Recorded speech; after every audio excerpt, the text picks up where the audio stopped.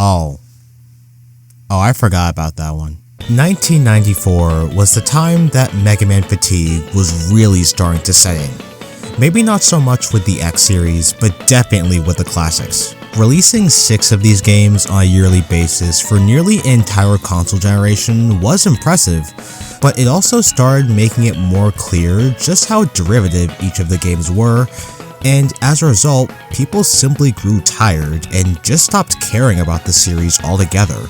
The result of this negative sentiment did some pretty massive damage on a lot of Mega Man related projects. But even nowadays, when most of these games did eventually find an audience, certain games, like the Mega Man World Series in particular, just never stood a chance. Like, forget the fact that there were classic Mega Man games for a second, just the fact that they were on the Game Boy did a lot more damage to their reputation than literally anything else about them. It really didn't seem to matter how good they were or how different they were from the source material, because just the fact that they even existed at all meant that nobody saw anything more than cheap downgraded cash grabs that only existed to oversaturate the market with more Mega Man. But even if it seemed that people were done with Mega Man, Mikanuchi Engineering wasn't. None of this seemed to have affected them all that much, because they had a vision for the series that nobody could see, ambitions that nobody could comprehend, and seemingly fueled out of passion and genuine love for what they were making, they would develop a game that was full of life, full of charm, and full of ideas that this brand would never touch again. It would be one of the very last games that they ever made, and it would be the only game that even after 3 decades of coming out, stands as an overlooked relic to the Mega Man community. That game was called... So, if you're already a Mega Man fan, you most likely already know what the deal is with this game.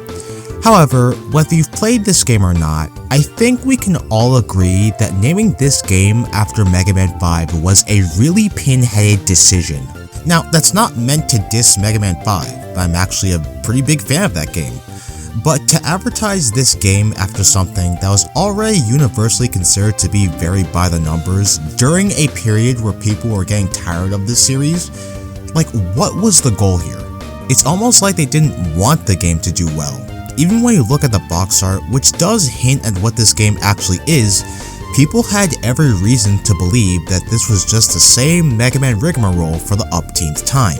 I usually don't bring a lot of attention to the history or marketing to the games that I cover, but there's a very good reason for why I'm spending extra time on this, because it's simply not true. This is not just another Mega Man game. Hell, this is pretty much the last classic Mega Man game to be released in this era, the end of the series' golden years, and the last time that we would see 8-bit Mega Man for over a decade. But back to me. Mega Man World 5 has always been on my radar ever since I first became a fan of this series. I thought it looked cool enough for what it was, but I never really got this burning desire to actually play it. I don't think it was because I thought it looked boring, but it's simply because I wasn't all that interested in playing a Mega Man game on the Game Boy. Ew. Based on what people were saying about it online, I knew that it was an entirely different beast unto itself, but just by looking at it, it just wasn't speaking to me loud enough. However, it's because of how often it's talked about and how well documented its reputation is that when I actually did sit down with this game for the first time, not only did I have a general idea of what I was in for, but I was also kinda excited for it. It definitely helps that the games are now a part of NSO. I actually found a lot to love about the previous installments. I didn't go into any of them thinking that I would have as much to say about them as I did, but here we are. Here I am, prepared, ready, and incredibly excited to see how the Mega Man World Series, hell, this entire era of Mega Man in general, caps off. Here goes nothing.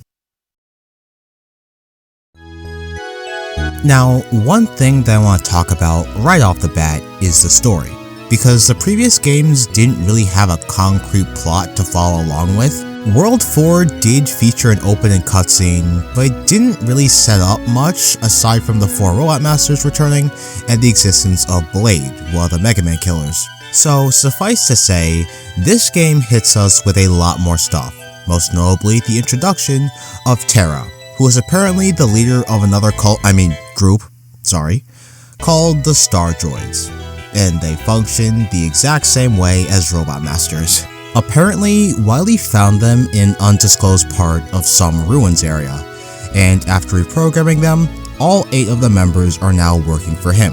Each of these guys are named after different planets, which is pretty cool, until you realize that one of them is named after Uranus, which makes it very cool. But the most important difference is that these guys are completely immune to the Mega Buster. It doesn't matter if it's charged or not, the shots will simply just bounce right off of them. And this gives Terra an opportunity to completely knock out Mega Man with no issue. Mega then wakes up in the doctor's lab, and seeing how it's impossible to defeat the Star Droids in this state, Light equips Mega Man with, and I quote, the most powerful weapon ever devised, the Mega Arm. Which, if it's the most powerful weapon you've ever developed, why wouldn't you think to give this to Mega Man sooner? Granted, he probably didn't have the means of developing it until this very moment, but something about the timing for all of this just seems abnormally convenient. But regardless, we now have our target. In order to get to him, we need to defeat all 8 of his goons, all of which are being broken up into 2 groups of 4, just like in the other games. However, this is where a lot of similarities between the previous installments end, because just by looking at footage of it, you can tell that something is definitely up. I want to focus on the Mega Arm first and foremost, because on the surface, the concept seems pretty simple. You charge up your weapon, and Mega Man shoots his fist out towards an enemy. It seems to function almost the exact same as the Mega Buster. On paper. However, the fist itself doesn't leave the screen when you fire it. Instead, it will come back to you, which can allow you to damage the enemies that you missed initially. But even still, there are plenty of times where you'll be left vulnerable after releasing the charge shot, given how much longer it takes for the fist to come back to you. World 4 attempted to handicap the default weapons in a similar manner, thanks to the Buster pushback. But this is an even bigger flaw that drastically changes how you approach the enemies in this game. And the enemies in general are not holding anything back this time. They are by far the most aggressive they have ever been, and often knows that they're placed in places that the Mega Arm tends to have some trouble reaching, which again, really forces you to approach the enemies in this game with a lot more thought. However, seemingly because of how there are actual disadvantages to maining the Mega Arm, the team over at ME made damn sure that the special weapons in this game were hands down the best in the entire franchise. No, I am not kidding. I ran out of ammo more times in this one game than any other Mega Man game I've ever played. They're just so fun to use and have so much utility, it's actually insane. Venus's weapon I use all the time because it makes airborne enemies easier to deal with. Mercury has these sparks that can grab health from enemies and make them fly into you, although it can be a bit finicky sometimes.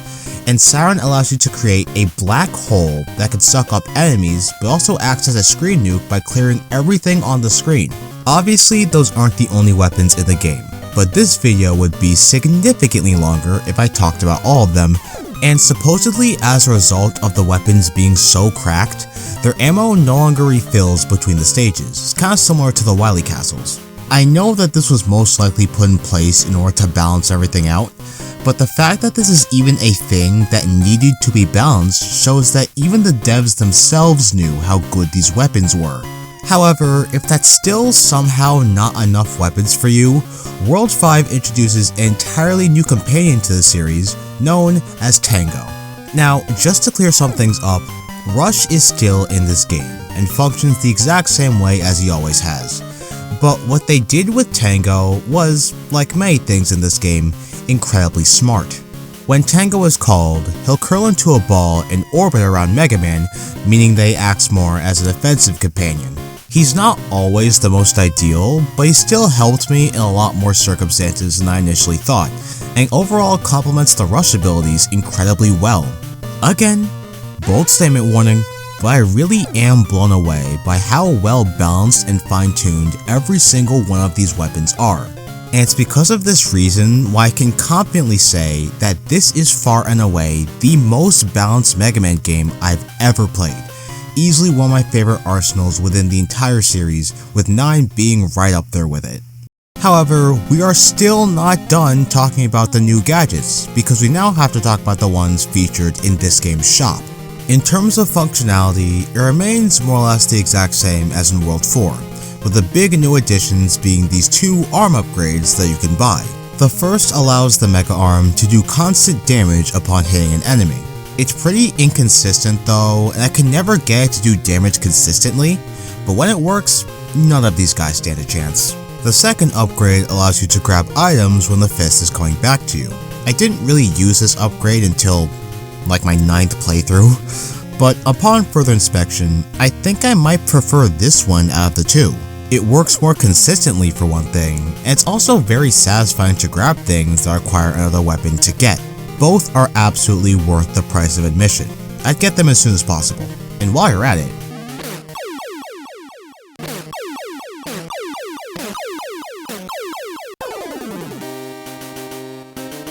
in case you're confused about what I just did, yes, I did myself 4 times in a row. Because just like in World 4, this game features an entirely hidden buster upgrade.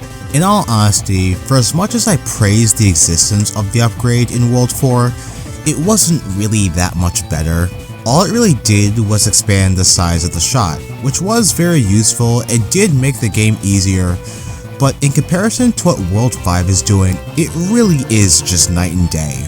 For one thing, the rate of fire and the speed at which you charge up your buster is a lot faster. And when you release a charge shot, your fist will go even farther, nearly going across the entire screen. Hell, pair this with the grabby arm upgrade, and the Mega Arm now turns into this stretchy, grabby claw hookshot of death. Yeah, I think I'm gonna make a save file to play the entire game with this combo because it's just too funny. And I think the fact that I want to do that is a testament to just how much better this upgrade is. So, with all these incredibly new additions to the arsenal, you would think that the level design would go absolutely crazy, right? Well, within mere minutes of me playing, one of the very first things that I noticed was just how much more things were going on within these levels. Everywhere I looked, there's a new enemy that I've never seen before, a new stage gimmick that caught me off guard. And admittedly, it was one of those things where I was a bit overwhelmed at first. I'm almost ashamed to say it, but I got my butt royally kicked in those first 4 stages, simply because of how unfamiliar all of it was. However, I feel like in order for what I'm about to say to make any sense, I need to explain the process in which I play these games for the first time, because not only is it very weird and unwieldy, but it's the kind of thing that explains why I have such a fondness for even the more unpopular games in this series. It's not gonna take that long, just bear with me. When I play a Mega Man game for the first time and beat all 8 of the Robot Masters, I normally don't move straight on to the Wily stages. Instead, I would reset the game and replay the 8 main stages again, and again, and again. And I would replay them until the game and the level design really started to click. I would eventually develop a flow and rhythm that will allow me to blast through each of these games without dying or even relying on the auto fire button. Yes, I did play these games on the Legacy Collection my first time. Shut up! I feel like it's because of that reason why, even with more of the controversial installments in this series, I always had a more positive viewpoint on their level design because I would just play through them so many times. And with every game that I mastered, it felt more and more rewarding when I blasted through them. And the reason why I'm saying this to all of you now is because out of every single Mega Man game that I've played like this, whether it be Classic Series or not, World 5 was hands down the most rewarding to replay. And it's because the 8 main stages are simply some of the best in the entire franchise. I was incredibly impressed with this game, just based on the weapons and upgrades alone, But when I say that the level design in this game is insane, I mean every single word of that statement. Every time I replayed these stages, I found something new about them to appreciate.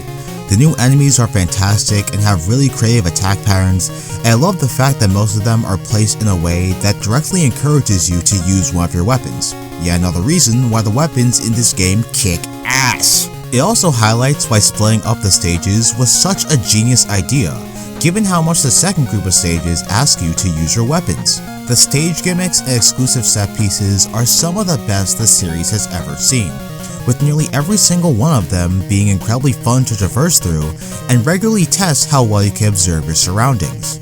This game once again showcases that ME fully understands that Mega Man is about patience and observation. As far as sticking to that rule, World 5 does a better job than even some of my more favorite games in the series. The stage gimmicks are also incredibly distinct from each other, ensuring that you're always going to be seeing something new and that you're being challenged in a completely different way every time. However, for the explorative type, the stages also contain hidden collectibles as well. Similarly to Mega Man 6, you can find secret passages upon using one of the weapons. At the end of it, you'll find a shiny object. When you bring them to Dr. Light's lab, he'll tell you that upon collecting all 4 of them, he will be able to create that thing. Whatever that thing is, make sure to cut your ammo consumption in half, meaning that you'll have even more opportunities to experiment with these god tier weapons within the stages. This game is awesome!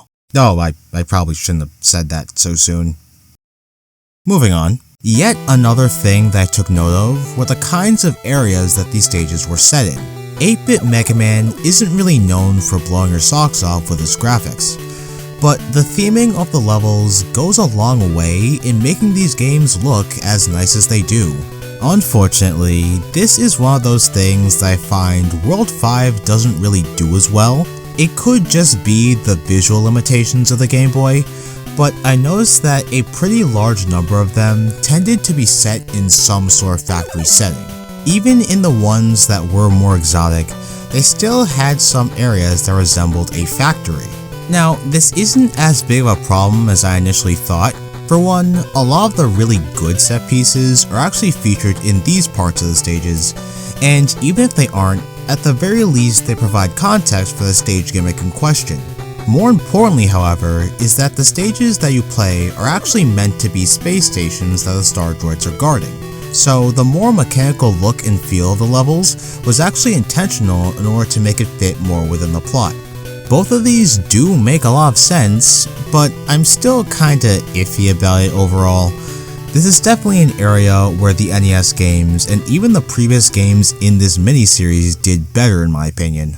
However, even with the cookie cutter theming, I found that the one thing that really holds this game's presentation together is the fantastic score.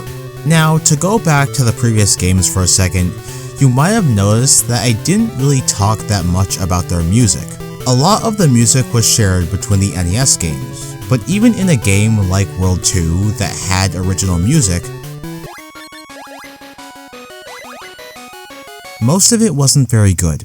Luckily, in the case of World 5, the soundtrack isn't only a significant step up when it comes to everything, but it also manages to slap me in my stupid hairy face. I can find myself bopping to just about every track on here, but like any good soundtrack, the variety is also on point, featuring tracks that are a lot more slower paced and foreboding. I genuinely was not expecting to have this much to say about a soundtrack on the Game Boy, and that's not meant to be a diss towards the Game Boy for the record. Even if I do have limited experiences with it, I've always had a fondness for the Game Boy's sound hardware. Maybe it's because of the limitations that the music has always managed to sound so happy and energetic, and something about that just paints a very comforting and cozy picture that I always find myself smiling to. And I'm real happy to say that World 5 is one of those games that knocks it out of the park in this regard. Jupiter's theme is probably my favorite track in the game for this very reason. I can instantly tell if a track is special if I'm able to feel nostalgic over it, and if I get nostalgic over something that I didn't even grow up with, that really should tell you everything.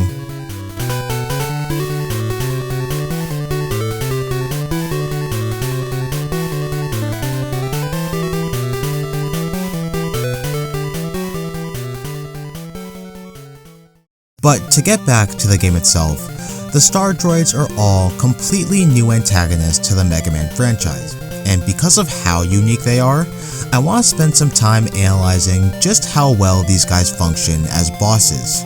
This has always been something that the classic series tends to be inconsistent with, especially in some of its later entries, but I'm incredibly happy to say that the Star Droid Guardians are all a blast to take down.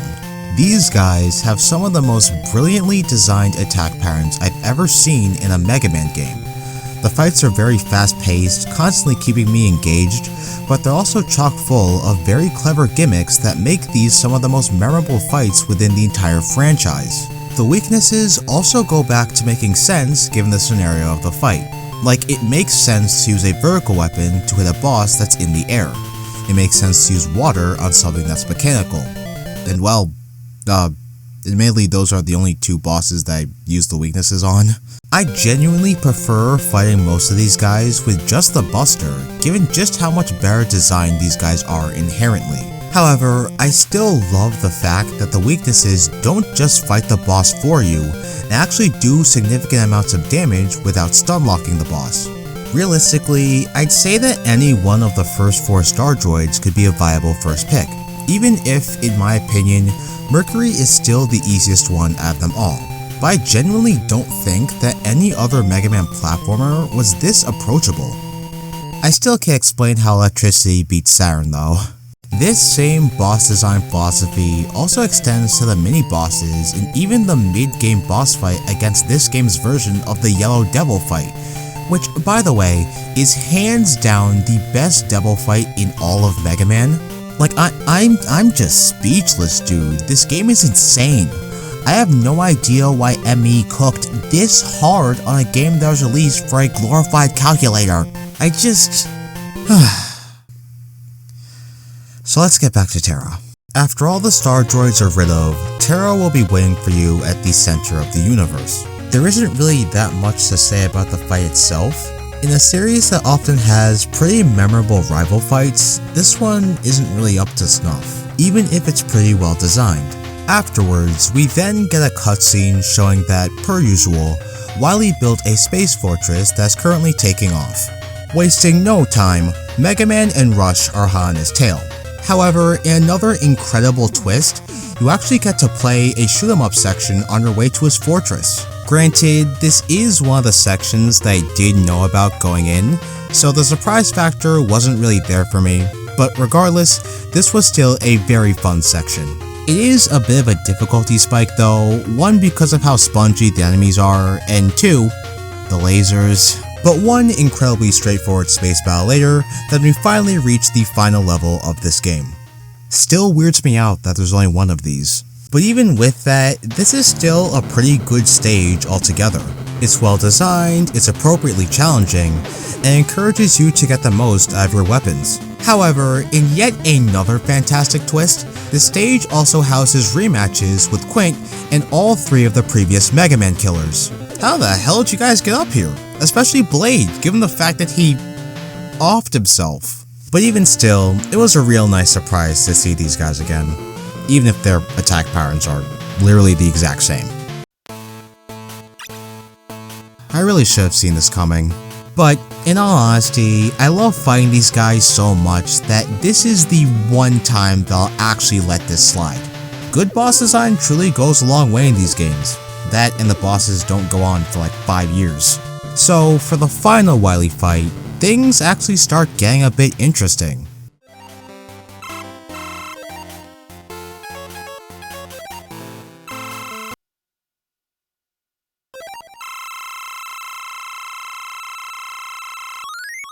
Does this say anything about how tough the boss is? Well, the first phase has you dealing with this giant arm that's honestly pretty slow and easy for the most part, and the second phase is the exact same. Only difference being is that it now launches missiles at you and has this very easy to avoid grab attack. I don't think this was necessary.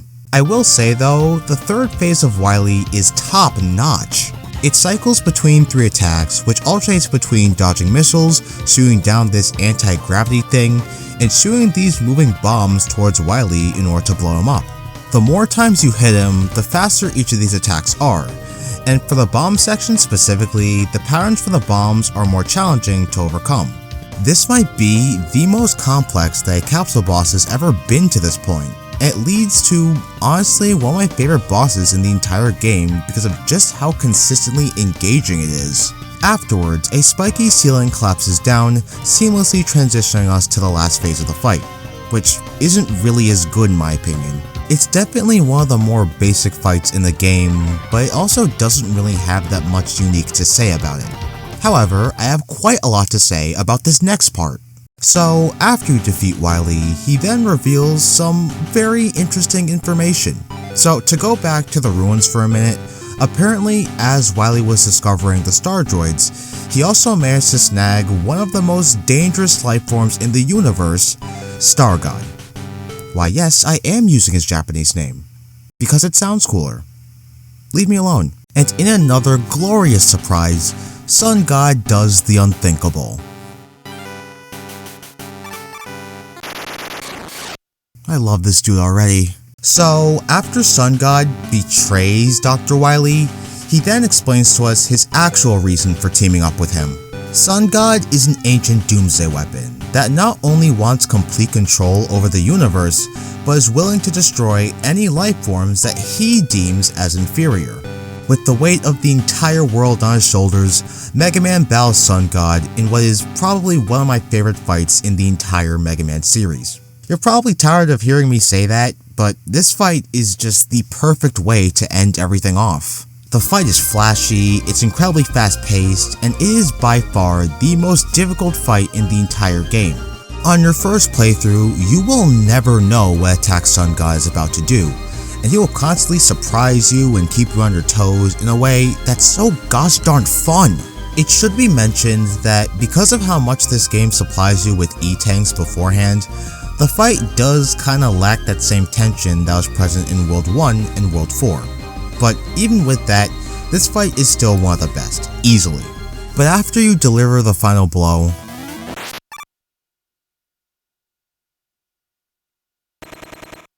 oh my god. Something about Mega Man asking if Sun God is okay after rocket punching him straight in the face is so funny. Even Sun God himself is confused by this, and just asks why he's all of a sudden being nice to him. Mega Man replies that he's doing this because they're both robots and they fight for different reasons, and yada yada yada explosion.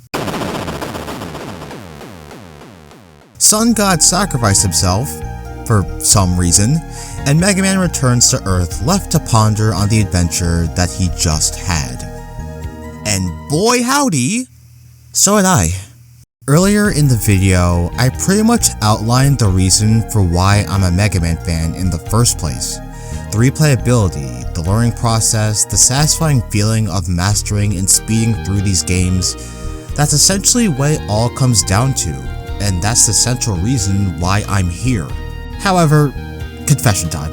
World 5, as well as all of the games in this mini-series, were games that I played in a traditional manner, meaning that I played all of these games front to back in one go. The reason I did this was because I thought the old way of playing through these games was a result of me being a newcomer to this franchise and feeling like I had to prepare myself for the final levels. I was a much more experienced fan of this franchise, so I didn't think that I needed to familiarize myself with these games given just how derivative the gameplay style was. Admittedly, this didn't really affect my enjoyment of World 1 through 4, but as I've outlined before, I got my ass kicked in World 5, and as a result, I got to the end of the game for the first time feeling just that slight bit underwhelmed.